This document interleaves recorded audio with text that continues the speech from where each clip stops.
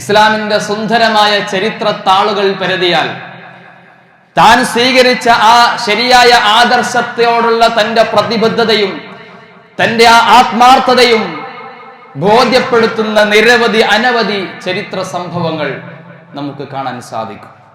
അതിന് ഏറ്റവും നല്ല ഉദാഹരണമാണ്, മാതൃകയാണ് നമ്മുടെ നേതാവ് അഷ്റഫുൽ ഖൽഖ് റസൂലുള്ളാഹി സ്വല്ലല്ലാഹു അലൈഹി വസല്ലം. വിശുദ്ധ ഖുർആനിൽ നമുക്ക് എല്ലാവർക്കും സുപരിചിതമായ, നമ്മളെല്ലാവരും മനഃപ്പാഠമാക്കിയ ഒരു അധ്യായമുണ്ട്, സൂറത്തുൽ കാഫിറൂൻ. ആ അധ്യായം അവതരിക്കാൻ ഒരു പശ്ചാത്തലമുണ്ട്.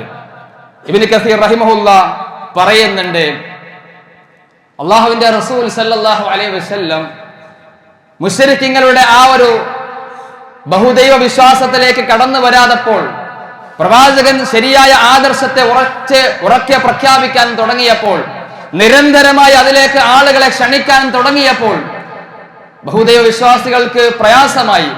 പല അർത്ഥത്തിലും പല വാഗ്ദാനങ്ങളും നൽകിക്കൊണ്ട് പ്രവാചകനെ പിന്തിരിപ്പിക്കാൻ അവർ ശ്രമിച്ചു. പക്ഷേ ഒന്നിനും തന്നെ പ്രവാചകൻ അനുവദിക്കുന്നില്ല. അവരുടെ വാഗ്ദാനങ്ങൾക്കൊത്ത് പ്രവാചകൻ നിൽക്കുന്നില്ല. പ്രവാചകന്റെ ആദർശത്തിൽ ഉറച്ചു നിന്നു. അവസാനം അവർ ചില അഡ്ജസ്റ്റ്മെന്റുകൾക്ക് വേണ്ടി പ്രവാചകനെ ക്ഷണിക്കാൻ തീരുമാനിച്ചു. അവർ അള്ളാഹുവിന്റെ റസൂലിനോട് പറഞ്ഞു, മുഹമ്മദേ, ഒരു വർഷം നീ ഞങ്ങളുടെ ആരാധ്യനെ ഞങ്ങൾ ആരാധിക്കുന്നത് പോലെ ആരാധിക്കണം, വിളിച്ച് പ്രാർത്ഥിക്കണം. അത് കഴിഞ്ഞാൽ രണ്ടാമത്തെ വർഷം ഞങ്ങൾ നീ പറയുന്ന രൂപത്തിൽ നിന്റെ ആരാധ്യനെ വിളിച്ച് പ്രാർത്ഥിക്കാം, ആരാധിക്കാം.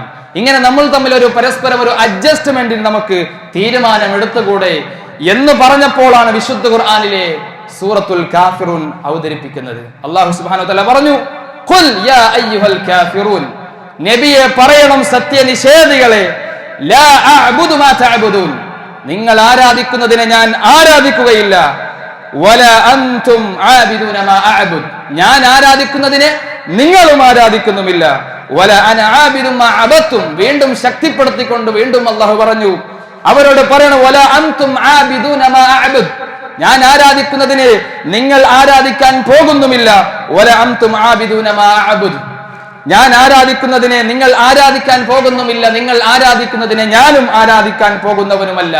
ലക്കും ദീനുക്കും വലിയ ദീൻ, നിങ്ങൾക്ക് നിങ്ങളുടെ മതം, എനിക്ക് എന്റെ മതം. അതുകൊണ്ട് ആദർശത്തിന്റെ കാര്യത്തിൽ ഒരു അഡ്ജസ്റ്റ്മെന്റിനും ഞാൻ തയ്യാറാകില്ല എന്ന് അല്ലാഹുവിന്റെ റസൂൽ സല്ലല്ലാഹു അലൈഹി വസല്ലം ഉറക്കെ പ്രഖ്യാപിച്ചതായിട്ടാണ് നമുക്ക് കാണാൻ സാധിക്കുന്നത്.